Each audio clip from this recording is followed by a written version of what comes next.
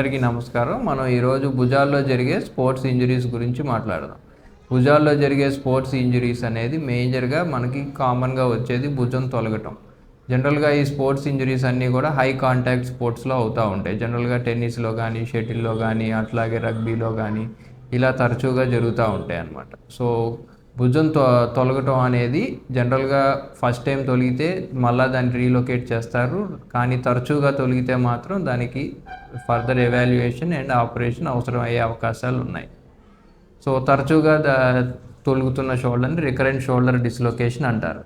దానికి మెయిన్గా మనకి బ్యాక్గార్డ్ టేర్స్ అని ఉంటాయి. అంటే మనకి భుజం లోపల ఉండే వాషర్తో టేర్ అవటం మూలాన మనకి లోపల టేర్ అవుతుంది అన్నమాట. సో టేర్ అయ్యి భుజం ఇట్లా బయటికి వస్తూ ఉంటుంది పద్దాక. సో దానికి చేయాల్సిన ఆపరేషన్ ఏమంటారంటే ఆర్థ్రోస్కోపీ అని సన్న గొట్టం ద్వారా కెమెరా పంపించి లోపల ఏదైతే వాషర్ కనుక తెగిందో దాన్ని మళ్ళీ రిపేర్ చేస్తారు. దాన్ని ఆర్థ్రోస్కోపిక్ బ్యాక్గార్డ్ రిపేర్ అంటారు. సో ఈ ముఖ్యంగా వీటి వల్ల అడ్వాంటేజెస్ ఏంటంటే సన్నగా మనం హోల్ ద్వారా కెమెరా ద్వారా చేయటం వల్ల మనకి రికవరీ చాలా స్పీడ్గా ఉంటుంది అండ్ మళ్ళీ తిరిగి గేమ్స్ ఆడుకునే అవకాశం మనం ఇవ్వచ్చు.